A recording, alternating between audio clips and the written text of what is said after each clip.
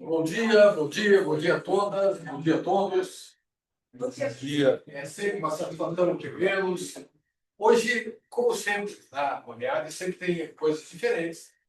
A apresentação vai cingir-se a uma pequena parte minha, a maior parte da professora Juliana, que não é exatamente o objetivo do NEAD, é a participação acadêmica. E, por uma série de razões, as pessoas que iam estar juntas não puderam estar presentes. Dois relevantes, inclusive. Então, pois é, obrigado, professor. Vários saúde, problemas de saúde. Alguns problemas de saúde que acabaram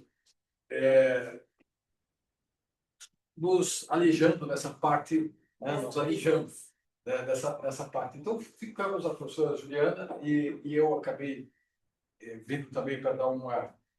Porque ela não se sinta sozinha. Bom, brincadeiras à parte, alguns avisos paroquiais. Nós temos, foi prorrogado por mais alguns dias, o envio de artigos lá para o Congresso Brasileiro de Direito Internacional em Vitória. Sempre interessante, já tem alguns dos nossos que já estão participando, mas é sempre bom, mais participar são oportunidades. São oportunidades e muito interessantes, inclusive. Aí vocês têm a chance de ver os professores que são as referências. Inclusive o próprio Casella, o próprio Wagner Menezes, Sidney Guerra, e assim por diante. E, lembre-se, esse contato é muito precioso. Esse contato, graças a esse contato, eu fiz no meu mestrado e meu doutorado com esses contatos, que abriram oportunidades. E para vocês também, é uma coisa que vale a pena. Também teremos no segundo semestre o nosso congresso, obviamente, mas isso teremos tempo até lá. Também estão abertos ainda as inscrições para o evento lá em Coimbra. Nós temos duas coordenações que nós estamos aqui sendo responsáveis, tanto a professora Juliana, a Dreta, quanto a professora Amanda Becker.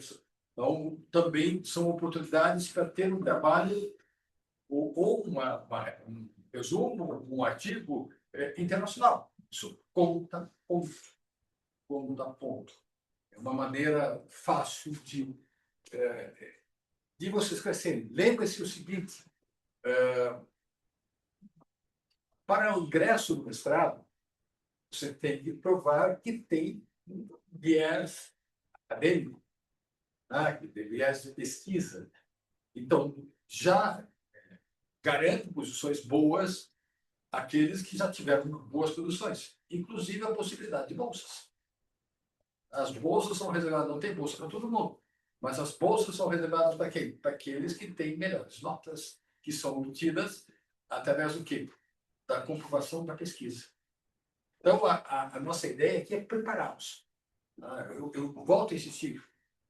Nós temos que principalmente para a graduação, nós temos que fazer a diferença. Mas a diferença é individual. Você faz a diferença. Nós temos que sair do nosso quadradinho, do nosso mundo, que é um mundo, às vezes, a gente fica incluído nesse mundo, o mundo é muito cruel, temos medo de ousar, mas, por mais que às vezes, a ousadia custa caro, mas se nós não desistirmos, ela vem a recompensa. Ela vem a recompensa. Sempre, sempre. Isso é uma coisa que faz parte da natureza humana. E os nossos alunos não costumam desistir. É importante. Bom, indo no nosso tema, eu vou fazer uma introdutória, explicar algumas questões que surgem desde o século XIX. Vocês já devem ter lido a obra de Hobsbawm, tem a era dos impérios, a era do capital, a era dos extremos, e ele acaba tocando em assuntos bastante interessantes, que, em um dado momento, a ideia de império é você ter grande porção de terras. Então, nós temos uma disputa liderada inicialmente pela Inglaterra. A Inglaterra vai ocupar todos, como rainha dos mares, ela vai ocupar todos os postos estratégicos do comércio internacional. Então, onde passa o comércio internacional, tem lá um posto inglês. Especialmente no Mediterrâneo, a Inglaterra, em razão da Guerra da Sucessão Espanhola, ocupa Gibraltar. Então, Gibraltar, o inglês domina ali a parte do mar Mediterrâneo. A Lesseps, embora francês, ele consegue convencer os ingleses e franceses, fazem um consórcio anglo-francês para a construção do Canal de Suez. Na saída do Mar Vermelho, nós vamos ter a ilha existem várias, nós temos a Somália inglesa, que controla os dois lados, na verdade. A Inglaterra acabou ocupando os dois lados, tanto o Iêmen quanto uma parte da Somália inglesa, ela também conquistou. Pense na entrada do Mar Vermelho, do Mar Vermelho, mas do Mar do Golfo Pérsico.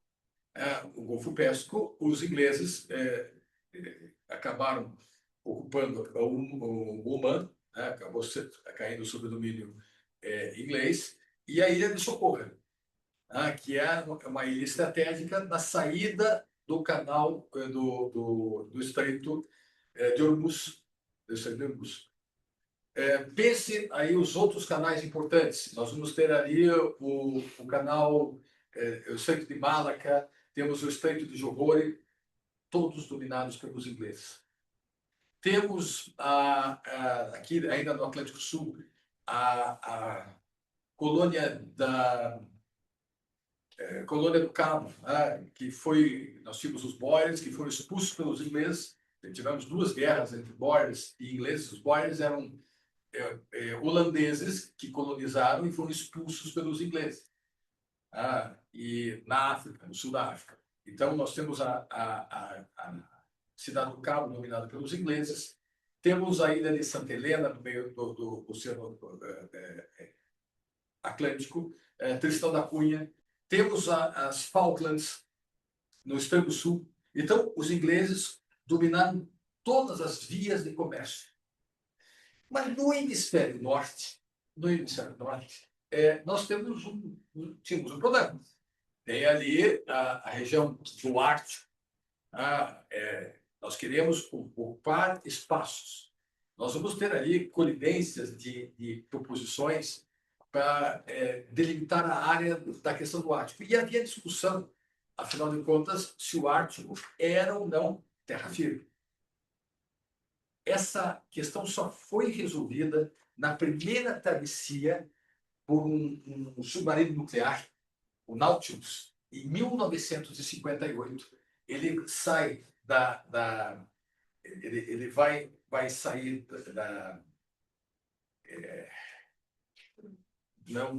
ele sai do Alasca. Ele sai do Alasca e atravessa todo o Círculo Polar Ártico, embaixo d'água. Isso resolveu um problema muito interessante, que era os estados reivindicavam, porque havia uma questão permanente do gelo no Ártico. Então, ali tem terras. Eles podem terras são minhas. Claro, era dos impérios. Claro que naquela região nós temos poucos estados que fazem fronteira diretamente com a questão do Ártico. Nós tínhamos o Império Russo, tínhamos os Estados Unidos, o Canadá, então a Inglaterra através do Canadá, tínhamos a Dinamarca, por causa da Groenlândia, e temos a Noruega. Então, eram poucos estados que tinham interesses realmente diretamente ligados àquele aspecto da ocupação e eventualmente de reivindicação de territórios. Lembre-se, aquilo era tudo gelado. Embora, mesmo no verão, havia algumas alguns canais eram abertos 4 meses. E não suscitavam algumas disputas, mas nem tantas disputas assim. Apesar disso, no século XX, nós começamos a ter a questão até onde você pode reivindicar o Ártico. Então, em 1907, tem um canadense que vai formular pela primeira vez a questão dos espaços, né? Ligando.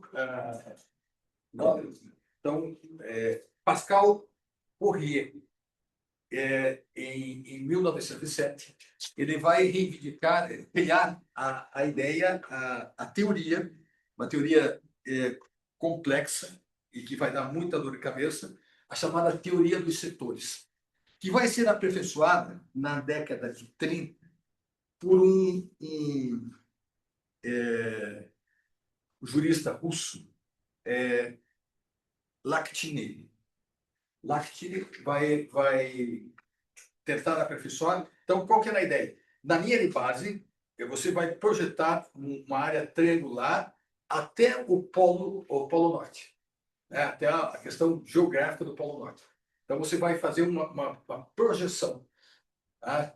Então, eu tenho terra aqui e tenho terra aqui. Eu faço uma projeção até o Polo Norte. Então, eu vou reivindicar todas essas terras aqui, mas o Polo Norte não pertence a ninguém.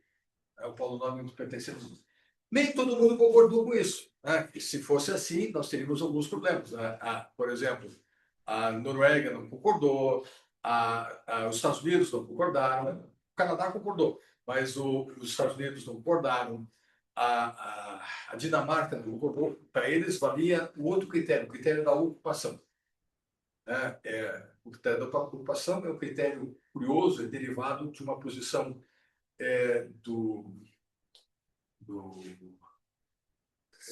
Só um pouquinho, gente. Esse que o professor está falando, a primeira classificação é essa daqui, ó. Esse é o Polo Sul. Tá, mas eu estou mostrando a ideia é a mesma. É que é o único desenho que eu tinha. É de triângulo, assim, de colocar essa divisão. Eu já não coloquei na câmera por causa disso. Tá. Então, nós fazemos. Então, onde tem terra aqui, essa terra aqui, os dois lados são minhos. Tá bom, eu vou fazer uma projeção até o Polo Norte. Eu faço uma questão triangular. Essa é a teoria dos setores. A teoria dos setores. Nem todo mundo aceitou. O Frei Bartolomeu de Gusmão, ele em 1750, ele vai propor uma coisa. Ele é nascido no Brasil, português, pelo Tratado de Madrid, de 1750, ele vai propor uma questão revolucionária, o critério do uti possidetis, uso e posse. O critério do uti possidetis, usar e possuir como seu. Então, o critério da ocupação. Esse critério da ocupação se sobrepõe ao critério dos setores. Critério dos setores. Então, enquanto Canadá e Rússia defendiam o critério dos setores, os Estados Unidos não tinham uma posição muito firme, a Noruega e a Dinamarca adotavam o critério da ocupação. Eu estou ocupando. Tá bom. Mas uma coisa é pensar que é terra. A outra coisa é descobrir que não é terra, que é gelo. E aí, então, se descobre que é gelo. E nós temos um fenômeno, né, que começa no século XX e se agrava no século XXI, do degelo. Opa, então, se antes era discutido alguns aspectos ligados à liberdade dos mares, a teoria fascinante do Hugo Gross,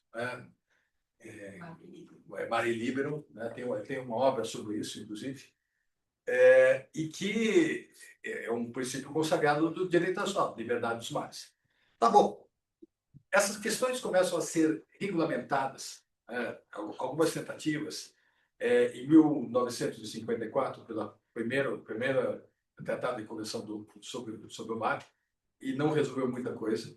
Mas, a partir de 1982, essa questão da liberdade, da questão ligada não só à plataforma continental, que esse é um aspecto que talvez a professora comente alguma coisa e depois eu complemento, mas o direito à passagem inocente. No direito à passagem inocente, direito à passagem, pois é, nós temos a reivindicação do mar territorial. Opa, então já é um outro aspecto. Sim, então, aquilo tudo é água, tá bom. Então não dá para dizer que é terra. Não dá pra, eu não posso reivindicar todo o território como meu, porque não é terra. Aquilo é água. E nós temos aqui, a partir de 82, nós temos tem a zona econômica exclusiva e depois tem o mar aberto. O mar aberto não pertence a ninguém. Não dá para você reivindicar. Então, essa teoria é proposta tanto pelo Canadá quanto pela Rússia, ela apresenta um problema. Se aquilo é mar, tá, então o mar pertence a todos. Res comunius. Depois da minha faixa na qual eu exerço soberania, o meu mar territorial. E depois nós temos a zona econômica exclusiva, que o critério é outra coisa. Depois disso, é uma questão livre. Mas ela ganha uma importância transcendental quando nós começamos, exatamente a partir do final do século XX, começo do século XXI, na questão do gênero. A questão de 5 anos, 6 anos, pela primeira vez, mesmo na época do inverno, não houve o fechamento das rotas aéreas, rotas marítimas no Ártico. Isso, então, implica em outro aspecto. O Ártico ele tem mais de 20% das reservas de petróleo do mundo. É uma área potencialmente pouco explorada e com grande riqueza. Petróleo e gás. Petróleo e gás, e com grande riqueza. Bom, como é que nós vamos enfrentar essa situação? Professora, a palavra é sua. Pessoal, bom dia a todos. Sejam todos muito bem-vindos. O desafio hoje é trabalhar essa perspectiva que o professor Luiz fez a introdução. É a gente tentar olhar o Ártico, olhar essa nova geografia a partir desse processo novo que nós estamos enfrentando, esse novo momento de transição com a mudança climática, e perceber que nós temos uma questão muito importante de segurança, de nova questão geopolítica, uma questão de mudança, uma questão nova que se avizinha aí. Então, foi uma questão importante para a gente olhar, foi tema de muita discussão do Trump, ele pegou muito firme nisso, porque ele tem muito interesse por conta das novas rotas que se abrem a partir desse não regelo, porque no verão desgela um pouco e, teoricamente, normalmente no inverno voltava a congelar tudo e fechava as passagens. Só que com a mudança climática não volta mais. E daí? E daí abre os olhos grandes, abre uma nova perspectiva.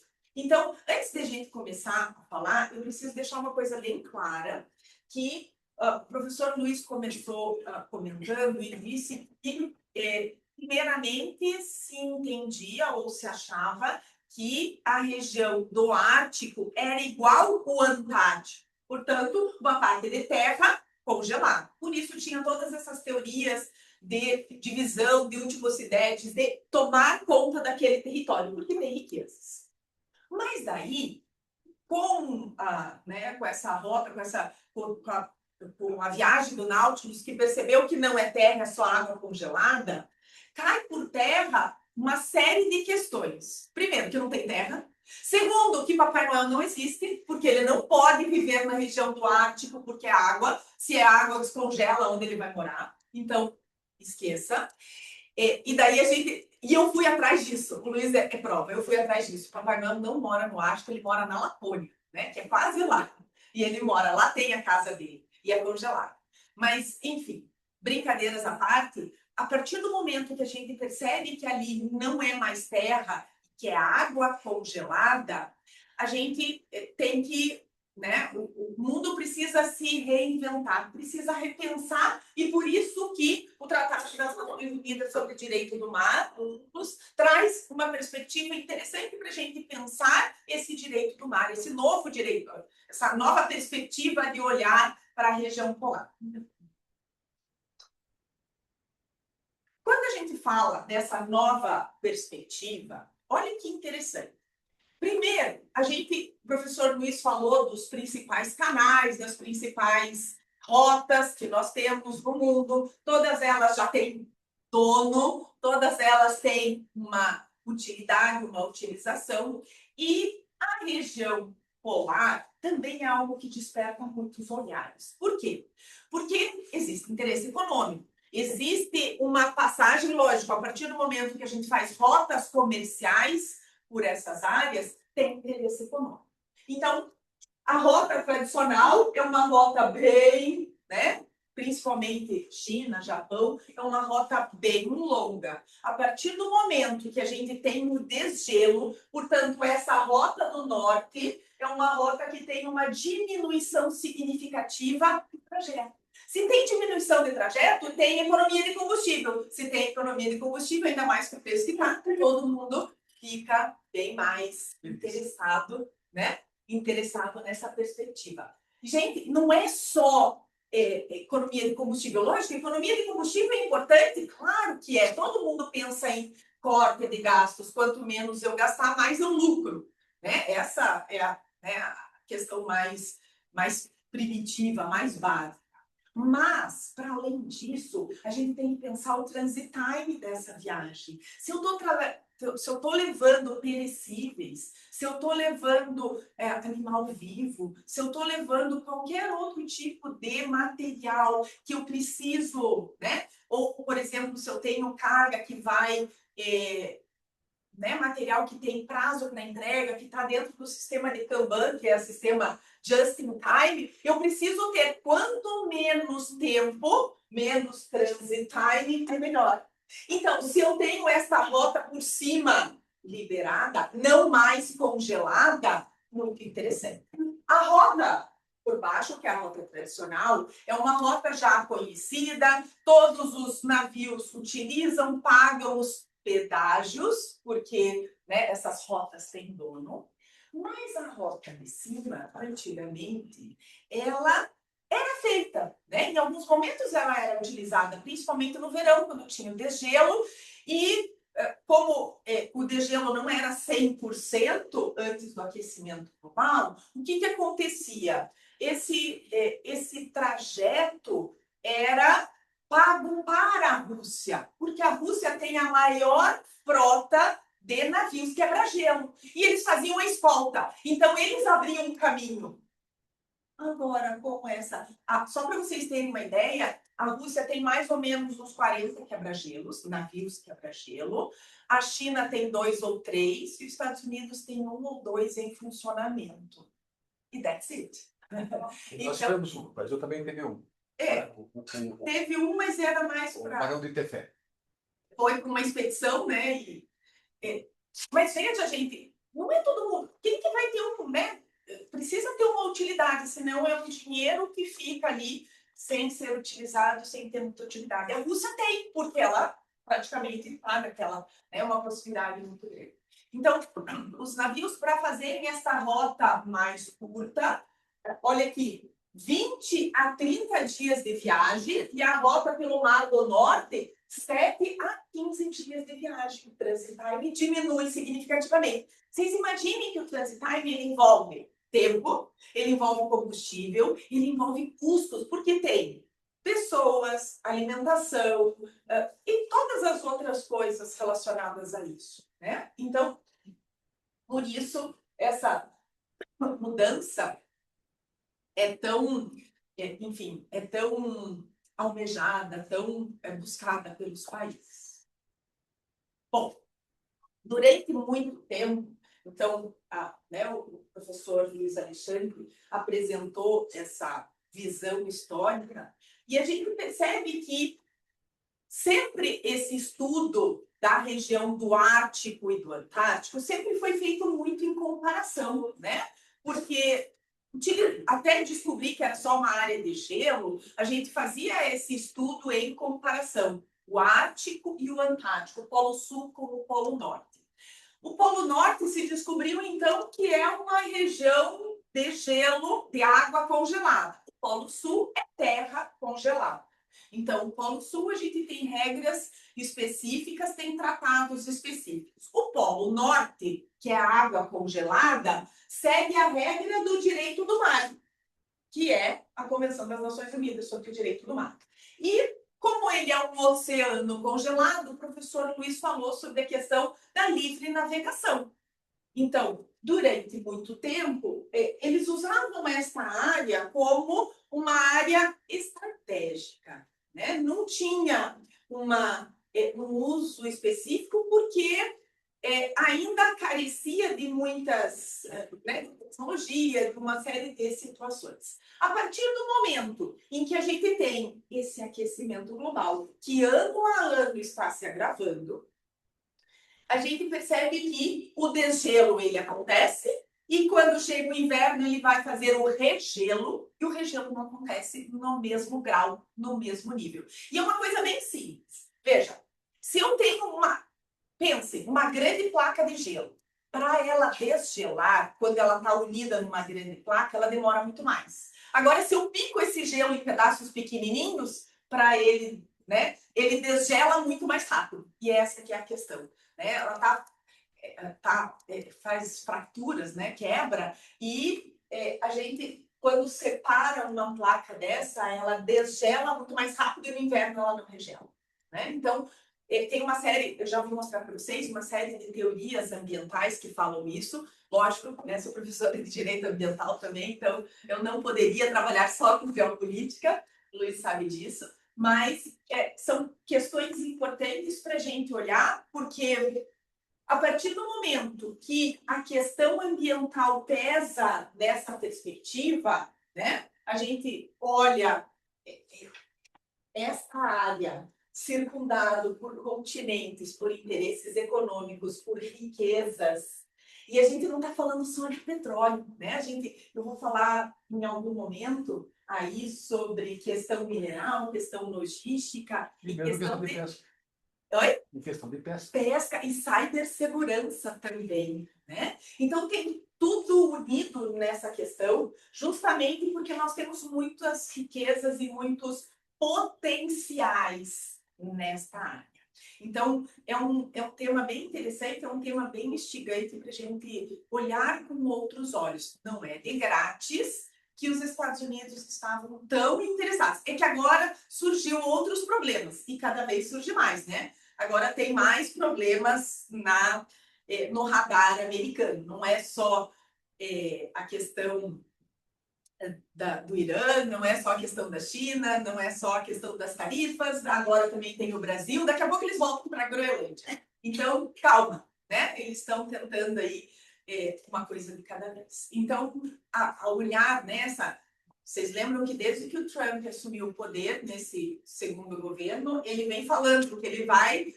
a Groenlândia será um novo estado americano, né? Então, não é de grátis essa questão.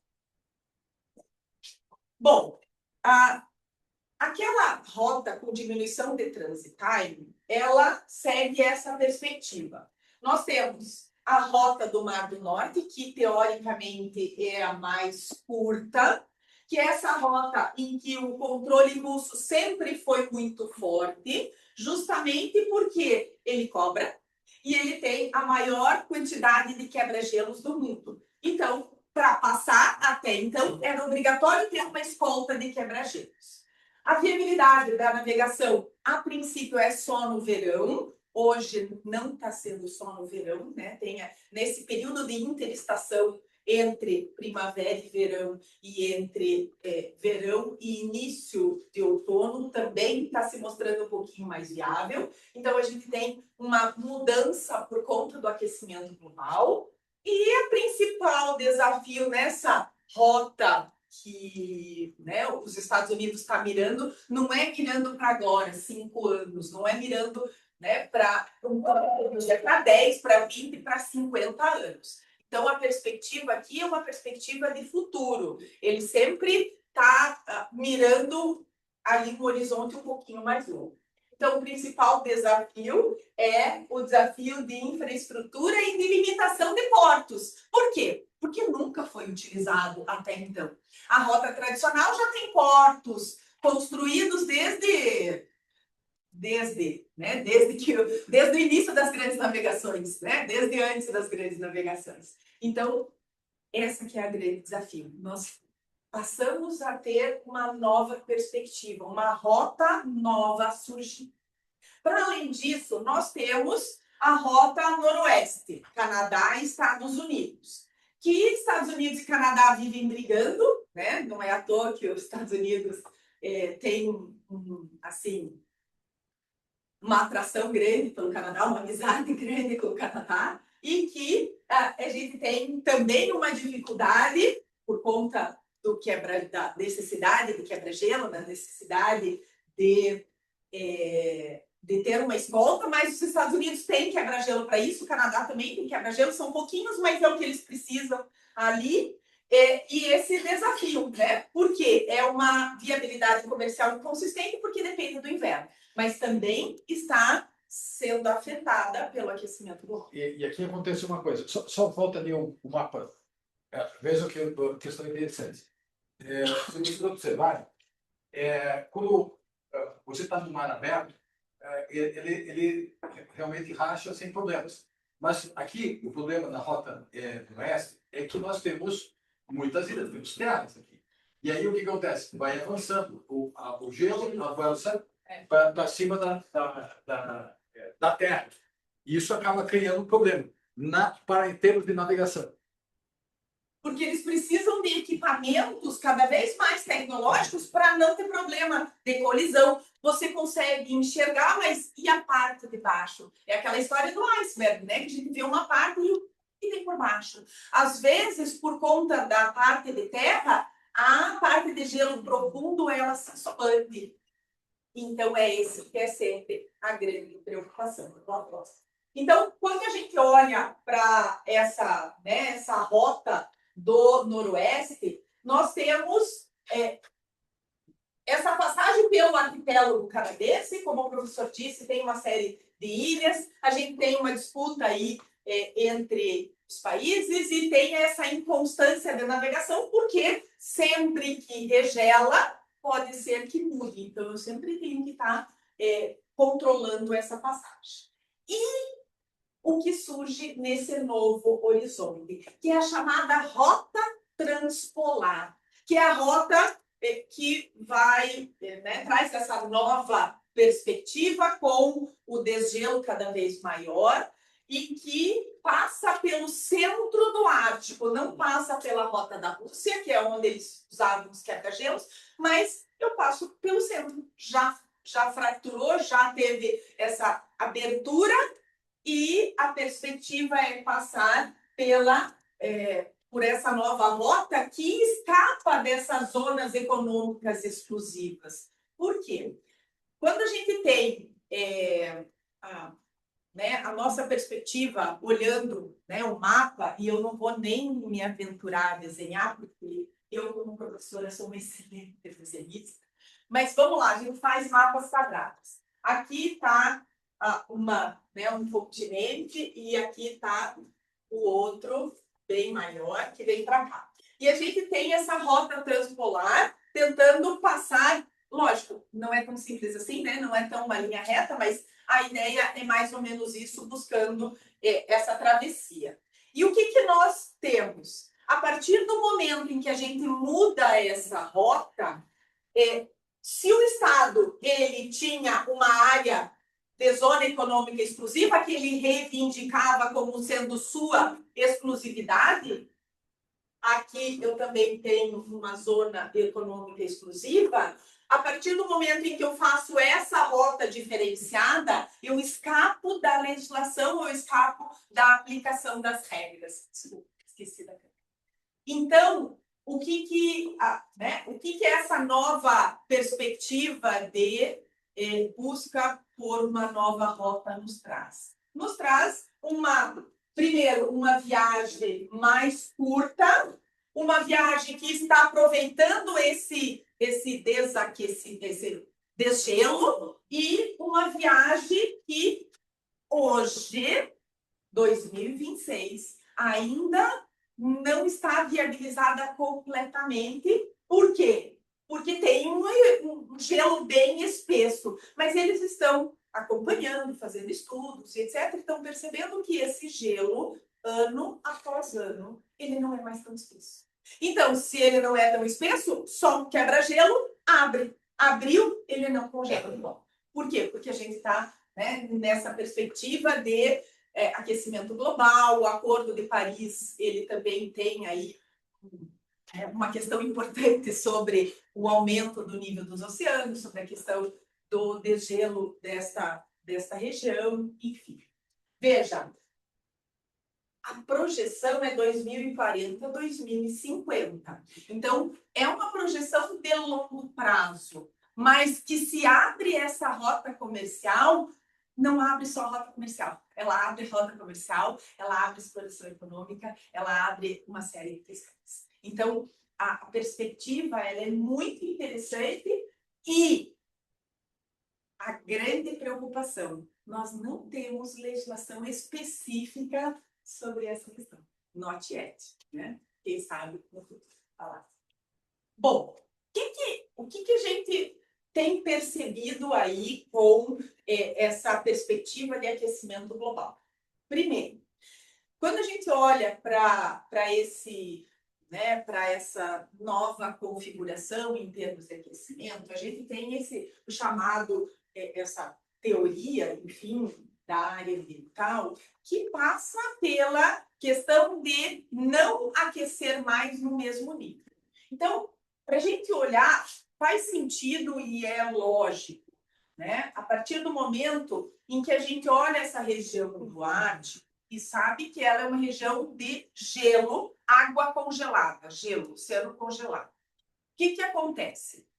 A partir do momento que a gente tem o aquecimento global, né, a gente tem um nível significativo de aumento de temperatura no planeta e esse período de verão tem se alongado. A gente viu, até esses dias estava calor, né? Não era muito normal. Na Páscoa estava calor. Um pouquinho depois da Páscoa ainda estava calor.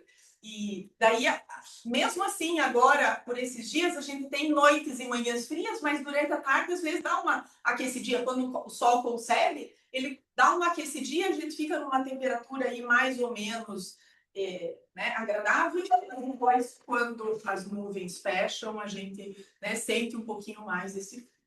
Só que o aquecimento global, ele significa extremos. Aquecimento, quando é calor, é bastante calor, quando chove, é bastante chuva, quando é frio, é bastante frio, e assim por diante. Só que a tendência do período de bastante frio é que está modificando em algumas áreas. O que a gente tem percebido? Uma questão de feedback, que eles chamam de feedback climático. Então, eu tenho o aquecimento, né, próprio da época, do calor, do verão. O que acontece? A luz solar, quando ela incide nessa placa de gelo, o gelo é branco, branco reflete, correto? Refletiu, ele tem, a princípio, uma reflexão alta, tá tudo certo, essa parte de gelo, ela se mantém quando estão em blocos grandes, porque em bloco grande ela fica unida e a reflexão do gelo da luz solar é maior, então ela tem mais dificuldade para derreter. O problema é que quando a gente chega ao período do verão, diminui essa quantidade de gelo e ela quebra. Quebrou, ela diminui os tamanhos. Diminuiu o tamanho, a incidência de luz solar também aumenta. Só que a diferença de incidir numa placa grande de gelo, que é branco e reflete, e incidir na área do oceano, que é azul escuro. O azul escuro absorve. Absorveu, aquece. Aqueceu, derrete. Derreteu, a gente entra nesse feedback negativo. Percebe? Daí, se eu aqueço, essa área fica mais quente. Mais quente faz com que derreta mais e quebre. Quebrou, a gente fica nesse ciclo vicioso. E é por isso que demora mais ou, eventualmente, não volta a congelar. Então, se a gente tem menos gelo, grande e branco, menos reflexão solar, os oceanos se aquecem porque a luz continua incidindo, só que incidindo na cor escura absorve o calor, a gente tem esse derretimento acelerado, que é o que eles estão projetando para 2040, 2050, que a gente tem uma camada significativamente menor de gelo e, portanto, uma passagem, quem sabe, até aberta, sem a necessidade de da gente ter aí, como que eu posso dizer, ter a necessidade de que haja gelo, a necessidade de pagar taxas e etc. Então, a ideia de passar por essa zona econômica, de escapar da zona econômica exclusiva, é justamente escapar da soberania dos estados. Ter, o que o professor falou, da passagem livre, né? Do Mare Liberum, que é a regra do Hugo Grotius, que foi lá no século 1600 século XVI. Que ele veio com essa teoria, né, do Mare Liberum em contrapartida à teoria da Inglaterra, que estabelecia... Não, na verdade é uma disputa entre Portugal e a Holanda. Tem o Mare Liberum era uma resposta à ideia do Mare Nostrum, então foi por causa do navio Santa Catarina. A apreensão do navio Santa Catarina, a disputa entre é uma disputa interessantíssima entre Portugal e Holanda. Foi apresado. Bom, pensando então, volto lá naquele mapa, melhor, volto lá naquele mapa que fica mais legal.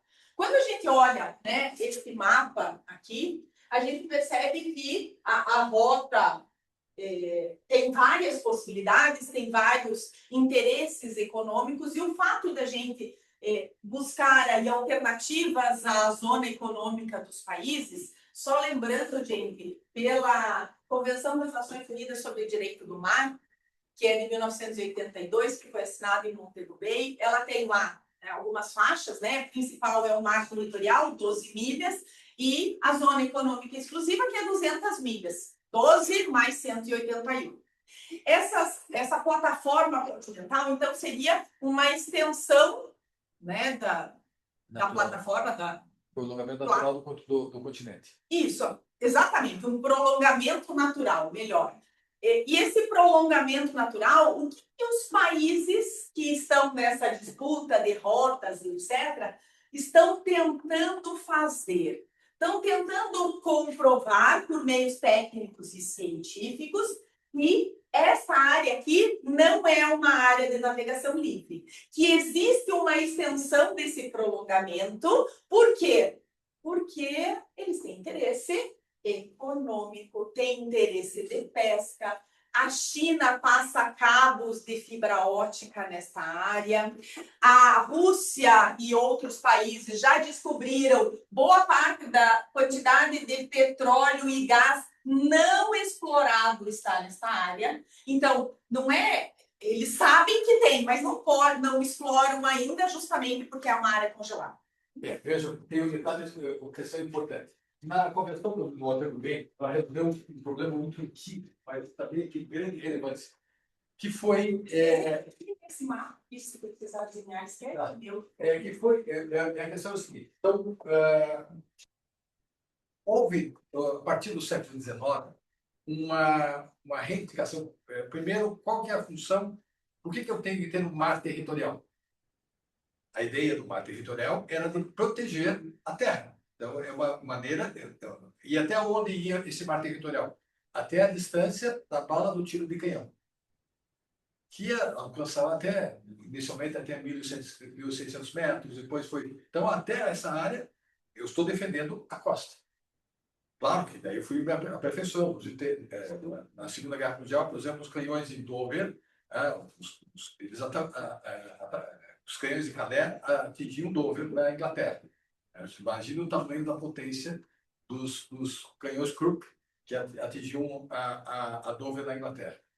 Mas o aspecto principal é que, a partir do século XIX, nós temos uma distinção. Nós temos o mar em si, a riqueza do mar, e tem o subsolo marinho.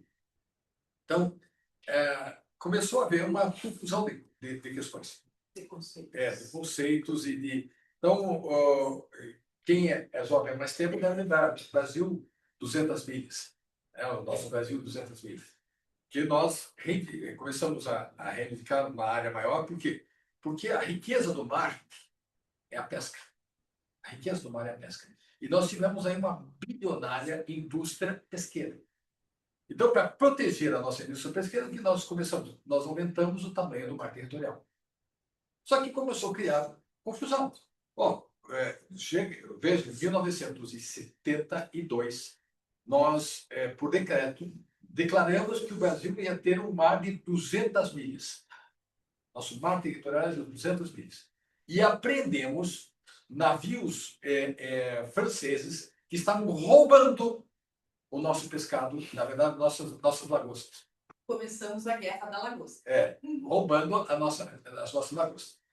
Claro, era um regime fechado, era um regime muito fechado, ninguém falou, nós escutamos à noite, nós tínhamos o hábito de escutar à noite a BBC. E tinha e a Voz da América, as duas coisas em ondas curtas, imagine. E aí nós soubemos por lá que nós tivemos que devolver os navios e indenizar os franceses. Mas do lado de cá não apareceu nada. Do lado de cá não apareceu nada. Pois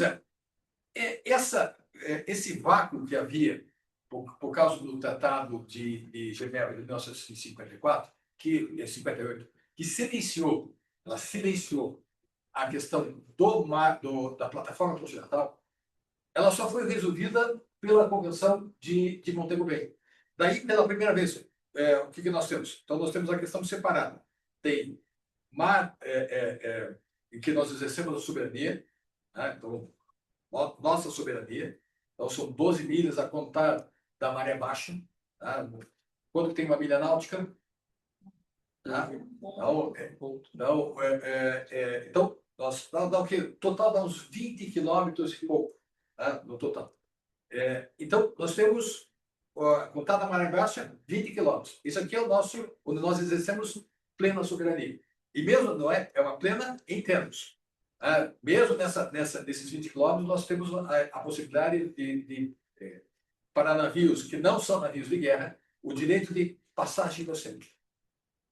Tem o direito de passagem do oceano. Então, nesses 20 quilômetros de mar territorial, 12 milhas, temos 20 quilômetros. Aí, a parte da zona econômica exclusiva. Zona econômica exclusiva. Então, é questão economicamente, questão exatamente com finalidade exclusiva para explorar a riqueza do mar. Aqui nós temos separado em duas partes. As primeiras 100 milhas, nós temos uma maior competência administrativa e fiscalizadora, e nas outras 100 milhas também uma possibilidade de vigilância, porque é proibido pescar com determinados instrumentos. Eu não posso usar explosivos, eu não posso usar redes que têm muito pequenos, a malha é muito pequena. Então, isso tem que ser cuidado. Essa parte tem que ser cuidada. E, deixa eu só continuar, aproveitando, quando a gente fala em além da pesca, ainda tem a questão de exploração de petróleo. Quando a gente fala em zona econômica exclusiva, o Brasil tem exclusividade de exploração econômica. Portanto, é nessa área que tem as parcerias públicos-privadas, que por exemplo, a Petrobras com a Chevron, a Petrobras com outras empresas. Mas aí acontece o seguinte, só que embaixo da água, até a linha de talude, tá? A linha de talude é até uma profundeza de 400 metros, tá? Que vai para as profundezas abissais, nós temos a chamada plataforma continental. A plataforma continental não é uma res nullius, não é uma coisa de ninguém. Ela tem dono. É o país ribeirinho. Então, é o prolongamento natural da margem. Por isso que falamos aqui de Amazônia Azul. Nós dobramos o território brasileiro, porque é nosso território. E aí, nós conseguimos, no final do ano passado, ampliar essa área na ONU. É uma região ali no Amapá,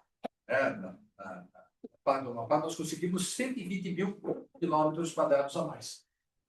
É uma conquista muito, muito importante. Tem dono.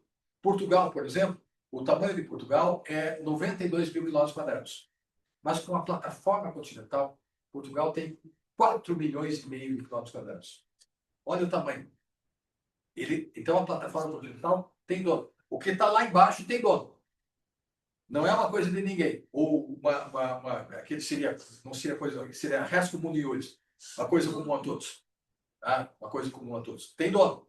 Então, o que foi explorado dentro da nossa plataforma continental, ou seja, no subsolo, abaixo do oceano, tem dono, é o Brasil. É o Brasil. Então, isso tem dono. Isso é uma questão importante. Claro que você consegue imaginar essa projeção. 200 milhas, 200 milhas da plataforma continental. Mas não estamos falando da direito de passagem do oceano, onde é que existe? Só nas 12 milhas. Direito de passagem do oceano, travessia no oceano. Para navios, navios comerciais.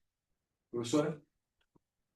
Só para mostrar para vocês que não é história, a Gazeta do Povo fez uma reportagem sobre a história da Guerra da Lagosta. E ela foi verídica e a gente quase teve uma guerra. Quase, mas passou. Né? A gente resolveu por vias diplomáticas, porque o Estado brasileiro é um Estado pacífico. Está lá no artigo 4º da Constituição. Bom, seguindo então essa perspectiva, olha só, olhando aqui esse mapa, o professor estava falando sobre a plataforma continental estendida, e essa é uma grande sacada dos países. O artigo 76 da Convenção das Nações Unidas sobre o Direito do Mar, ela fala sobre essa possibilidade que os países podem reivindicar essa extensão. Portanto, eu vou ampliar o meu espaço por conta das riquezas, do interesse, etc. E daí foi aí que a Rússia, pensando nisso, foi e fincou uma bandeira a 4.000 e tantos metros de profundidade para dizer que ela tem essa área, que ela usa, que é uma área do território deles. E eles, né, tanto a Rússia quanto o Canadá, quanto a Dinamarca, estão tentando comprovar cientificamente que essa área de propriedade é uma área estendida, é uma plataforma estendida e que eles têm direito. Então, como o Brasil fez, eles estão juntando provas geológicas, provas técnicas para conseguir esse direito perante a Comissão das Nações Unidas, que faz parte dessa teoria geral, né, dessa Convenção das Nações do Mar, da Convenção das Nações Unidas sobre o Direito do Mar, que é a Convenção do Montevideo. Então, cada estado está trabalhando pensando nas riquezas que tem aqui e nas possibilidades para um futuro não tão distante. Só que a Convenção das Nações Unidas sobre o Direito do Mar, ele traz uma série de vazios legais, vazios legislativos. Porque ela foi pensada para uma parte de terra e para a exploração. Veja, ela é de 82, ela tinha uma questão importante, né, no seu horizonte. E a partir do momento em que a gente olha tanto essa perspectiva aqui e olha essa perspectiva de hoje, a gente percebe que a gente tem nesse horizonte aqui, a gente tem um olhar significativo sobre militarização dessa área. A Convenção das Nações Unidas, ela é falha sobre isso. Ela não traz todos os regramentos, todas as possibilidades. Quando foi assinada a Convenção em 82, não se pensava né, era algo tão, distante, que não se previu na Convenção das Nações Unidas a questão de cibersegurança. Quando a gente fala em cibersegurança, a gente tem que lembrar que a China passa cabos de fibra ótica por esta área, porque é mais curto, né? Óbvio, eles vão pensar sempre um caminho mais curto para facilitar. Então, eles passam cabos de fibra ótica. E sempre que a gente olha essa questão de cibersegurança, a gente tem os ataques, como a gente tem visto, né, nessa guerra Estados Unidos e Irã, sempre ataques a questões estratégicas. E nessa área, a preocupação é com ataques a oleoduto, ataques a sistema de navegação, né, aos sistemas que garantem essa navegação segura. Então, essa é outra questão. A outra questão que se tem muita preocupação nessa área é por conta da poluição. Se a gente tem uma atividade de exploração de riquezas, se a gente tem pesca, se a gente tem atividades que outrora não existia, a gente tem risco, né? Não existe atividade industrial isenta, 100% segura. Né? Exploração de petróleo não tem 100% seguro. Então, a partir da perspectiva de exploração de petróleo em águas profundas, veja, a gente sabia que tinha petróleo e gás. Começou a desgelar, ficou visível, ficou mais fácil de acessar. E a partir do momento em que eu tenho estas possibilidades, eu tenho risco. Então, a possibilidade de poluição também acende uma luzinha vermelha. E esses vazios legislativos, eles trazem para nós uma zona cinzenta, aonde o poder militar pode ocupar, aonde a pressão política também pode se fazer presente. Diga, mãe. Desculpa se for uma pergunta meio nada a ver, mas é justamente por ter esse vácuo legal, fica vinculado a algum tratado? Não tem tratado. Direito ambiental, no caso? Não tem tratado.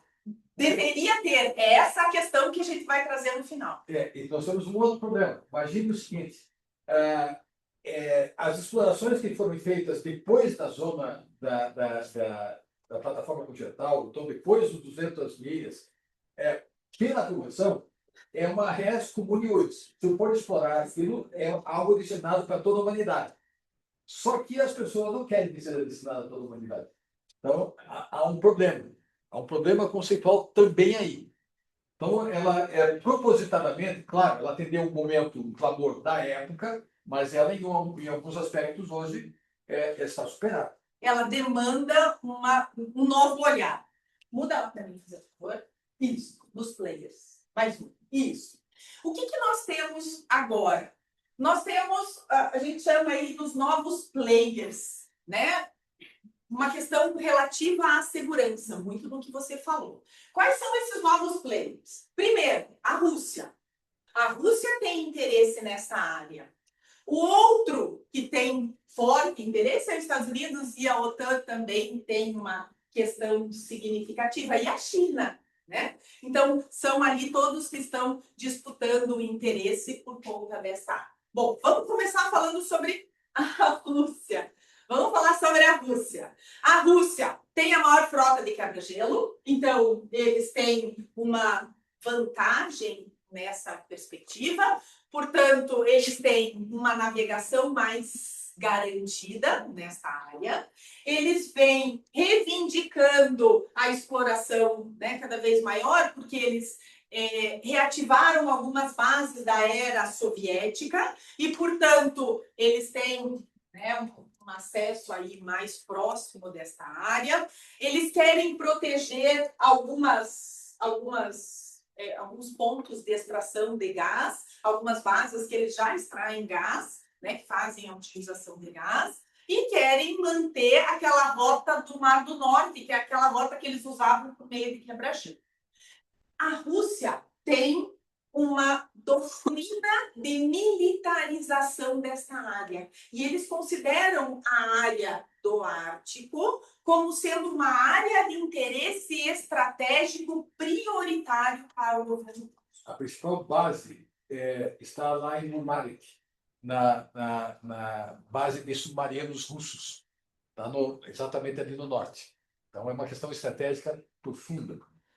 Tá? Vocês podem... Bom, por outro lado, nós temos a OTAN. Vamos começar aí pela OTAN. A OTAN, né? OTAN com Estados Unidos, sem Estados Unidos, enfim. A OTAN lógico, primeira questão, ela está preocupada com o avanço da Rússia, né? A Rússia vem tornando essa área cada vez mais militarizada. Ela vem fazendo exercícios militares nessa área que faz com que, né, esses exercícios militares deixem todos de cabelo em pé. Nós vimos que a Finlândia e a Suécia aderiram à OTAN. Portanto, com a adesão desses novos estados à OTAN, nós tivemos um aumento significativo da fronteira da OTAN com essa região do Antártico, né? Portanto, deixando a Rússia como, né, um pouquinho mais tímida, mais encolhida aí, porque eles aumentaram significativamente o território deles, com essa adesão dos novos estados. E os Estados Unidos, eles possuem poucos quebra-gelo, mas têm, e eles vêm buscando cada vez mais fazer pressão para conseguir essa participação, esse alcance, essa participação dentro dessa área, desse interesse econômico. E lembrar, por exemplo, a Rússia tem não é apenas porta quebra-gelos, são quebra-gelos nucleares. E esses quebra-gelos nucleares, eles podem ter uma outra função. Eu posso servir serve de usinas para sustentar determinadas atividades. Então, e o último player, que também é igualmente importante, é a China, né? A China, ela se autodetermina ou se considera um estado quase ártico, né? Porque ela tem tem participação, tem pensado, tem trabalhado aí com essa infraestrutura em áreas polares, principalmente na Islândia, com colocação de cabos de fibra ótica, fazendo parceria com a China nos projetos de gás. Com a Rússia. Mostrei um negócio e falei. Com a Rússia nos projetos de gás, com a Rússia, né? Ela tem parceria. E uma coisa bem interessante, vocês já ouviram falar naquela rota da seda chinesa, One Belt, One Road. Eles estão aí estruturando, montando e pensando severamente sobre uma rota polar para essa nova perspectiva aí, integrando o Ártico ao cinturão da rota anterior. Então, eles trazem essa nova rota da seda polar. Então, seria o Polar Silk Road, que é uma nova perspectiva aí para unir aquela outra iniciativa do cinturão que eles tinham criado, o One Belt, One Road, né? Uma rota da seda, só que pelo viés polar.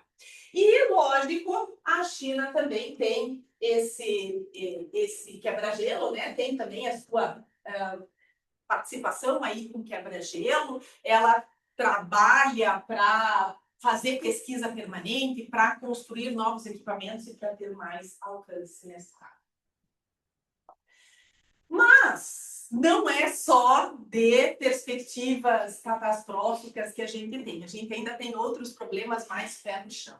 Quais são esses problemas? São desafios éticos. Quando a gente fala em desafios éticos e impactos locais, a gente também tem que lembrar que essa região pode ter pouca população, mas tem, né? Tem população nas proximidades, tem população, é uma área congelada, mas eles fazem uso dessa área, e principalmente os que circundam, né? E a gente está falando aí dos povos indígenas, que são, né, os Inuit, sei lá, né, que ficam aí na América do Norte. Nós temos São os esquimós, que a gente conhece como esquimós. Que também são quase isso, e que tem outros, né, tem outros grupos tradicionais, tem outras populações tradicionais. Tal qual a gente tem problemas aqui, a gente vive discutindo sobre populações tradicionais, aqui também tem. Primeiro, quando eles fazem exploração extrativa de petróleo, eles ameaçam caça, pesca, que é a principal base de sobrevivência dessas tribos tradicionais, dessas populações tradicionais.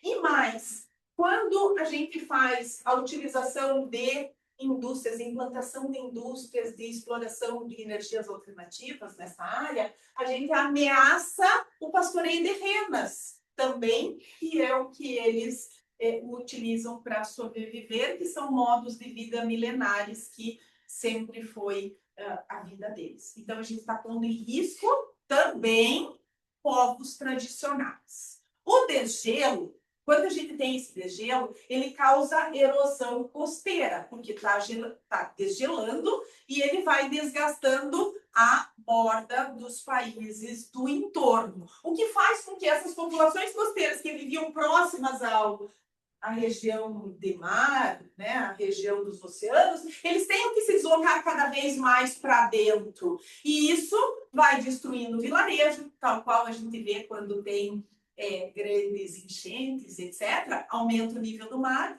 come a área em que eles viviam, né? Inunda e eles perdem eles têm que se deslocando cada vez mais para dentro. Vai formando essa prática contínua de forçar, de fazer um deslocamento forçado dessas populações tradicionais. E, por fim, uma coisa que a gente também observa aqui no nosso contexto América do Sul, é a falta de consulta da população tradicional. Não se consulta se eles querem um projeto de mineração. Não se consulta se eles querem essa rota de navegação. Nem se considera. Né? Então, vocês já ouviram esse discurso aqui no Sul Global, né? Pois é, eles também têm esse problema. Então, a população tradicional está sendo preterida nessas questões. Muda lá para mim. E daí, vamos para a questão climática, que também é outra perspectiva. Quando a gente fala na questão climática, a gente já falou um pouquinho sobre o feedback climático, que é aquele ciclo vicioso que quanto mais derrete, né? Porque a gente não tem esse degelo. O que acontece quando a gente tem esse degelo? É o que a gente chama aí de uma catástrofe aí já pré-estabelecida. O permafrost, que é essa camada superior, que é esse solo congelado, quando ele desgela, ele libera gás metano. O permafrost, ele libera uma quantidade significativa quando tem o degelo. Eu tenho uma liberação para a atmosfera de gás carbônico, CH4. O CH4 ele é muito mais danoso ao meio ambiente do que o CH2, o CO2, que é o gás carbônico. Então, o permafrost passando por esse processo de derretimento, ele libera mais gases danosos e a gente está lutando aqui com o CO2 e lá nas regiões polares está tendo esse degelo do permafrost, que é equivalente, que é 25 vezes mais danoso do que o CO2. Lógico, se ele é 25 vezes mais danoso, isso acelera o aquecimento global, que acelera o degelo, que acelera todos esses processos. E quando a gente tem a extração do petróleo, mais gás carbônico, mais dano ao meio ambiente. Então, a gente, né, os estudiosos trabalham nessa perspectiva, olhando esse colapso físico que a gente vai ter nesta área, justamente por conta desse ciclo de danos ao meio ambiente. Mas a gente está enfrentando uma nova situação aí de perspectiva mundial. Por quê? Porque, para além dessa questão, nós temos riquezas. E se tem riqueza, todo mundo está de olho justamente nesse ganho econômico. E isso colide de forma direta e reta com as perspectivas do Acordo de Paris.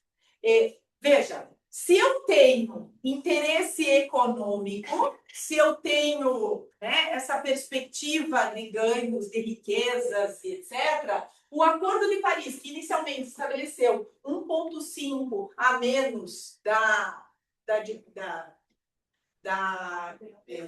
como que é? De gases carbônicos, de emissão de gases carbônicos na era pré-industrial, a gente não vai alcançar isso em 2030.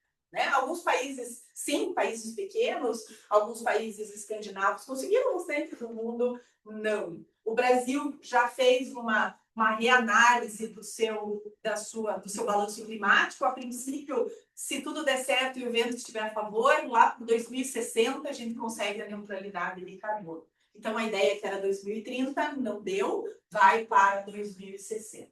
Só que, para além disso, a gente tem muitas riquezas no subsolo. Para além de petróleo e gás, que são espaços significativos de área não explorada, a gente tem terras raras.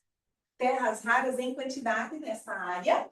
E dentro dessas terras raras, vocês já ouviram falar que elas são elementos essenciais para a construção de baterias, dessa transição que, né, o mundo busca para combustíveis sustentáveis. Fora a questão do petróleo e de gás natural.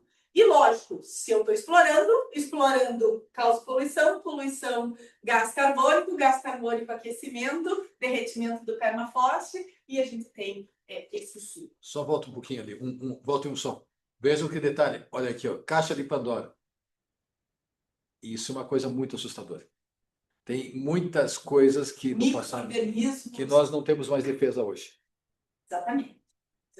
Então, com o derretimento, isso aparece, né? E se aparece, a gente...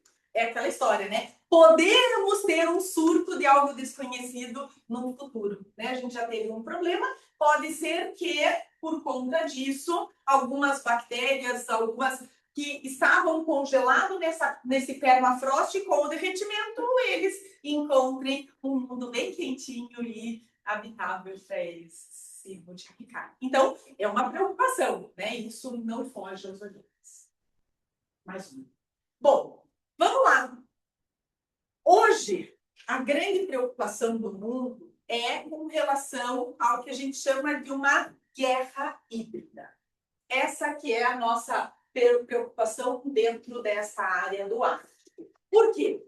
Porque a gente pode ter a questão dos cyberataques, a gente pode ter né, a questão desse ataque a essas infraestruturas, e a gente tem um vazio legislativo, que é o que a colega perguntou.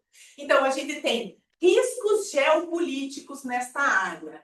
Ataques cibernéticos inclui oleoduto, inclui sistemas de geocomunicação, georreferenciamento, de orientação a navios, etc., que tudo funciona por meio de fibra óptica. E se eu faço a destruição, o corte ou ataco esse material, a gente tem problemas, né?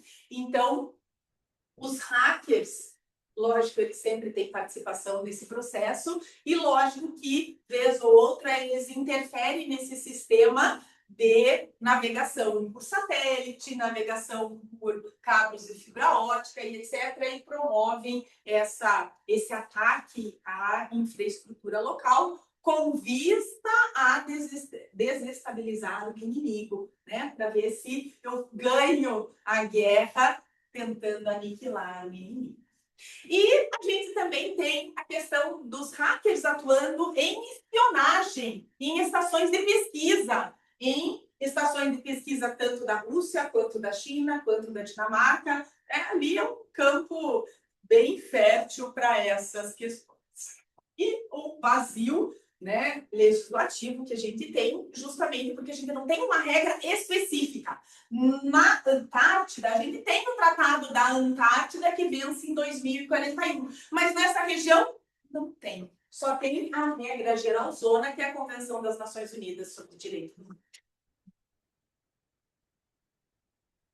A gente tem um problema, né, com relação aos recursos, né, que a gente já falou, a questão da pesca, que é algo que preocupa bastante, porque se eu tenho alguma exploração intensiva, se eu tenho algum dano ao meio ambiente, alguma coisa, afeta principalmente a pesca, que é algo bem importante nessa área, e também lembrar que as regiões polares são regiões de multiplicação, são regiões importantes para o equilíbrio ambiental, porque são regiões de multiplicação de crio, né? Surge ali, crio é alimento de baleia, né? Então, e é alimento de vários outros animais marinhos que servem a cadeia alimentar. Então, a preocupação também é ambiental nessa área. A gente tem tratados que vão tentar dar um equilíbrio aí com relação à pesca, para que a gente teve o tratado para diminuição de pesca de, não sei como que é o nome do tratado,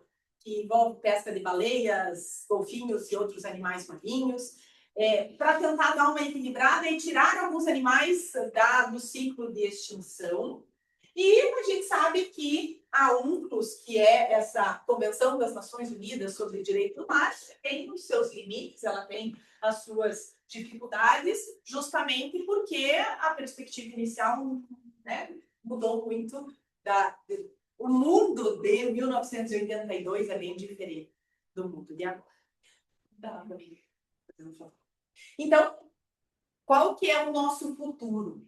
Pensando aí num futuro promissor, para que vocês não saiam daqui com uma perspectiva negativa. Eu tô falando aqui, tô vendo a Lauren só fazendo cara feia e dizendo, meu Deus, o mundo vai acabar. Não, não vai, a gente vai sobreviver, né? Mas o que nós temos? Nós temos aí uma série de perspectivas em termos né, de exploração econômica, uma série de perspectivas de futuro, pensando na disputa entre os países, mas nós temos um fórum de cooperação entre os estados. Que estados são esses? Nós temos a Finlândia, o Canadá, a Dinamarca, Estados Unidos, a Rússia, a Noruega, a China, enfim, esses países cooperando, por hora, para a exploração equilibrada desta área. Então, essa é a primeira situação. Mas, o que aconteceu? Quando nós tivemos a invasão da Ucrânia, da Rússia na Ucrânia em 22, os países excluíram a Rússia. Com a exclusão da Rússia, o Conselho do Ártico, que é um acordo que eles têm, a exclusão da Rússia por conta desta guerra fez com que nós tivéssemos essa inatividade desse Conselho do Ártico, porque um dos principais, dos players mais robustos tem que ser excluído por conta da guerra. Acabou paralisando uma série de acordos, de negociação, né? E ele perdeu, o Conselho do Ártico perdeu a capacidade operacional, justamente por conta da exclusão da Rússia. E daí, a gente precisa, né, para a gente pensar no fechamento, a gente precisa de um tratado específico. Essa é a demanda atual. Nós precisamos de um tratado específico. Por quê? Porque esse ciclo geopolítico, climático, geopolítico porque abre perspectivas econômicas, novas rotas, riquezas e etc. E climático, aquecimento global e maiores problemas. A gente percebe que a Convenção das Nações Unidas sobre Direito do Mar, ela não é suficiente para evitar todos esses conflitos. Primeiro ponto. Não é suficiente para evitar conflitos armados nessa região. Segundo ponto. Então, o que demanda a assinatura de um novo tratado, de um novo acordo internacional. Diferentemente do que a gente tem lá no Polo Sul, na região da Antártica, que é regulado por esse Tratado da Antártica, que prevê a desmilitarização, que prevê a utilização desta área para fins de pesquisa, proíbe a questão de mineração, de uso comercial. Nós não temos nada para o Ártico, para o Polo Norte, né? Nem Papai Noel acho que não tem mais. Não. Então, nós não temos regras específicas sobre essa região. Então, o Ártico hoje é um espaço que carece de legislações, só o Conselho do Ártico está paralisado, então ele não atende, e nós precisamos de regra que regule a questão da militarização e que regule também a questão extrativista dessas áreas. Eu tenho que dizer o que eu posso e o que não posso. Eu preciso limitar a ânsia, o desejo, a vontade e a fome dos estados por riquezas. Então, eu demando de um novo tratado para o Ártico que inclua alguns elementos importantes. Primeiro, estabelecer a exploração do petróleo. Por quê? Porque se eu não respeitar o Acordo de Paris, aí sim, todo mundo vai morrer.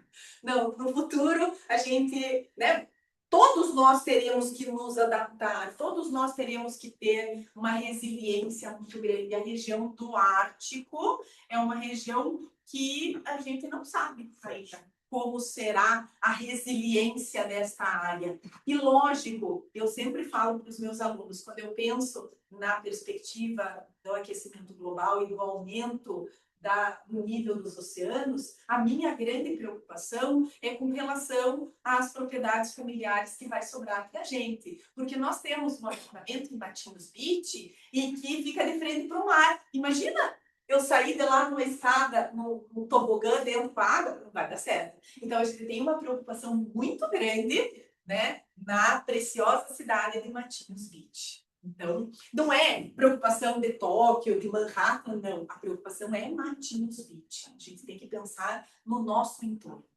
Então, o cuidado é com essa questão. A questão, o respeito ao aquecimento global é algo que a gente tem que considerar que é algo factual, né? A gente está percebendo cada vez mais. Nós precisamos ter, dentro desse novo tratado, dessa perspectiva de um tratado internacional, um tratado que estabeleça não só a questão, né, de respeito às regras climáticas, mas também estabeleça essas rotas ou essa possibilidade de uma nova rota econômica, exploração econômica, que respeite também a população tradicional, que respeite também os indígenas, porque eles também fazem parte desse contexto e eles têm toda uma importância histórica, têm todo um conhecimento tradicional importante para a sociedade. Por isso que a gente fala no futuro da governança da região do Ártico.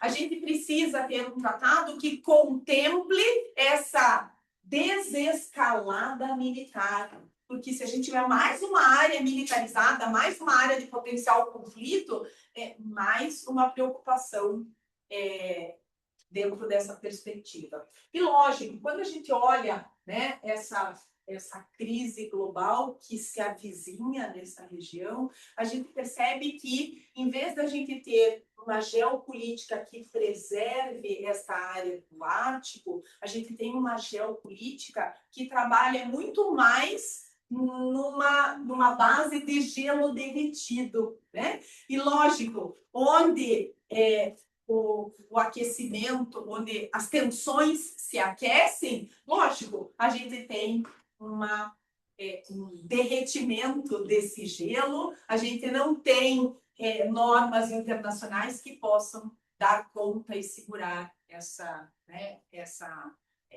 área estável. Então, nós temos uma grande perspectiva, né, de um futuro aí que demanda uma preocupação muito grande. E, lógico, quando a gente fala nesse futuro que demanda uma preocupação, que demanda um esfriamento das tensões, a gente tem que pensar num Conselho do Ártico que seja mais efetivo, portanto, que promova a proteção ambiental, que promova a questão de segurança dessa região e desmilitarização. Nós precisamos que os países pensem também no Acordo de Paris e que se comprometam mais efetivamente com a diminuição de gases do efeito estufa, com né, busca de alternativas para que, né, alternativas científicas, tecnológicas, para que a gente tente manter essa área quanto mais compacta, melhor, e não buscando quebrar tudo para pensar numa alternativa de rotas, e mais um tratado que possa responder às demandas atuais. Hoje a gente tem esse ponto cego que transita entre essas perspectivas e que nos chama a atenção a uma oportunidade. Nós temos uma oportunidade grande com com uma ausência de regulamentação. Uma oportunidade política, uma oportunidade econômica e uma oportunidade de regulamentação. Surge nesse horizonte a possibilidade dos estados e, lógico, por que não da academia também, discutir e estabelecer questões importantes para esse novo tratado, para essa nova perspectiva. Mas o que nós temos são 3 regramentos que convergem num ponto e que hoje a Antártica está, o Ártico está nesse ponto cego, né? Ele fica à margem dessa regulamentação e por isso tem todos os olhares de todos esses players, de todas essas questões. E diga, desculpa, imagina, vamos lá. Só uma pergunta. Você falou que o Conselho do Ártico se encontra meio paralisado por conta da exclusão da Rússia. Mas até hoje... A Rússia foi excluída com a guerra, como ela não acabou a guerra, ela continua excluída. Mas os outros países não continuaram. Não continuaram efetivamente porque todas as discussões precisam e demandam da participação da Rússia. Né? Só a China ela não consegue responder a todas as demandas e a China tem muita participação com a Rússia. Então, tudo que eles decidem, tudo que eles discutem, a China acaba dando uma freada porque a Rússia não. Mas as explorações continuam, então, de uma forma... A militarização também e tudo mais. O que não acontece? Não acontece a discussão. Né? A gente não tem essa discussão para uma regulamentação, uma discussão para evitar esses problemas. Então, são temas bem... são questões bem prementes, são questões bem atuais, que carecem a gente, né, deixar ali um olho nessa região, principalmente na atuação dos Estados Unidos, quando ele diz que vai tomar a Groenlândia, quando ele diz que vai fazer da Groenlândia um novo estado, porque ele não tem interesse na Groenlândia tão somente. O interesse são nas rotas. Quando a China faz os seus movimentos, quando a China pensa nessa parceria com a Rússia, também cabe a gente ficar com o olhinho bem aberto para ver quais são os próximos passos. E nós voltamos à era dos impérios. Dos grandes impérios. A era dos impérios, exatamente, dos grandes impérios. Nós temos um momento em que o direito internacional ele é fruto da regra do consenso. Nos anos 70, houve uma hipótese de um inglês, um cientista inglês chamado James Lovelock. Ele apresenta a chamada hipótese de Gaia. Eu volto e meia para esse tema, porque eu acho muito importante. Até minha formação escoteira, ela é relevante. Então, nós formamos um todo orgânico. O planeta não precisa da gente. Nós precisamos do planeta. E o planeta já passou por transformações extraordinárias ao longo das décadas, né? Dos milênios, dos milhões de anos. O planeta já passou por várias transformações. Nós estamos agora chamado no período Holoceno. Pela primeira vez, o homem pode pretender mudar o clima do planeta. Talvez a questão da consciência, onde é que nós podemos plantar essa questão da consciência, dos valores éticos na universidade, na formação de cada um. Sair daqui, pensar, olha, está acontecendo isso, está. Nós temos aí sempre a disputa entre o realismo e o idealismo, o mundo ideal e o mundo real. Nós voltamos aqui às discussões do século XIX, dos grandes impérios. Nós temos 3 players impressionantes nesse momento, que têm pretensões territoriais evidentes, em detrimento aos outros que não são tão fortes assim. Ao mesmo tempo, nós pensamos sobre a perspectiva do Brasil. Sobre a perspectiva do Brasil, se nós olharmos os nossos vizinhos, a perspectiva da Guiana, a perspectiva do Suriname em relação ao Brasil, eles vão nos achar muito imperialistas também. Nós também somos, então, é sempre o mais forte acha, o mais forte coloca ao mais forte essa pretensão expansionista. Talvez pensar uma nova ética, sentar e esse é o papel da academia, dos grupos de pesquisa, nos situar no mundo. Nós temos que saber o que está acontecendo. Nós temos que saber que a regra do jogo, quem é os poderosos e os players maiores decidem, mas isso não quer dizer que a gente tenha que desistir. Pelo contrário, a resiliência faz parte. Dentro do diálogo, não também estilo Greenpeace, que às vezes é um radicalismo desnecessário. É necessário o diálogo. Sentar, olha, nós temos que ter um compromisso. Os Estados têm que sentar e o direito só surge a partir da necessidade. Só surge a partir da necessidade. Então, quando se tornar realmente necessário, nós vamos ter normas que vão tentar regular isso. Se os Estados vão obedecer ou não, os Estados são soberanos. Eu acho uma grande vantagem que o direito internacional não tenha normas hierárquicas. Eu não gosto da hierarquia em si, eu acho complicada. Eu gosto da possibilidade do diálogo, da multiplicidade de pensamentos e essa multiplicidade que faz com a gente que cresçamos. E aqui também se aplica. Nós temos questões reais necessárias. Temos problemas locais que demandam soluções. Até quando a corda começar a arrebentar, nós vamos naturalmente sentar e começar a discutir essas opções. Essa é a história da humanidade, para bem e para mal. Nós aprendemos ou por amor ou pela dor. São sempre os dois sistemas. Bom, eu espero que vocês tenham trazido para vocês um tema que sai com mais perguntas, precisa fazer mais coisas? Precisa, sempre precisa. E espero encontrá-los daqui 2 semanas, com um tema também bem importante, que vai trabalhar com a inteligência artificial e a data colapse, sob o olhar da economia política. Também já que estamos falando sobre temas diferentes aqui, são todos temas importantes. Vocês podem ver que em todos os temas importantes nós saímos aqui sempre mais enriquecidos do que começamos no início do ano.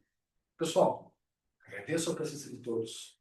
Espero que tenham um excelente final de semana e depois também um feriado. Tá? Hoje é sábado, é tradicional. A vocês, o meu break. E até daqui 2 semanas.